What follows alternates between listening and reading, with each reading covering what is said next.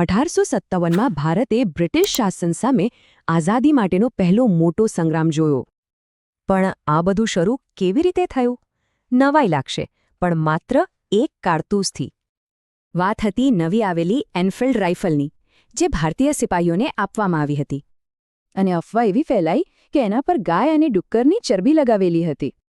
બસ આ જ વાત એક ચિનગારી બની, જેણે આખા દેશમાં બળવાની આગ લગાડી દીધી.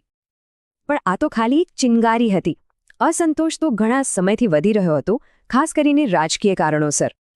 આર્થિક રીતે પણ લોકો પરેશાન હતા. અંગ્રેજોની નીતિઓથી ખેડૂતો અને કારીગરો પાયમાલ થઈ રહ્યા હતા. સાથે જ લોકોને ડર હતો કે અંગ્રેજો તેમના ધર્મ અને રીતિરિવાજોમાં દખલ કરી રહ્યા છે. બળવાની શરૂઆત થઈ 10 મે 1857ના રોજ મેરઠથી, અને જોતા જોતામાં એ દિલ્હી પહોંચી ગઈ. અને પછી તો ઉત્તર ભારતમાં રાણી લક્ષ્મીબાઈ અને તાત્યા ટોપે જેવા અનેક નેતાઓ આ લડાઈમાં જોડાયા. પણ આટલી મોટી લડત હોવા છતાં બળવો નિષ્ફળ કેમ ગયો? ચાલો જોઈએ એના કારણો. બળવો નિષ્ફળ ગયો, પણ એનાથી ભારતમાં બ્રિટિશ શાસનમાં બહુ મોટા ફેરફારો આવ્યા.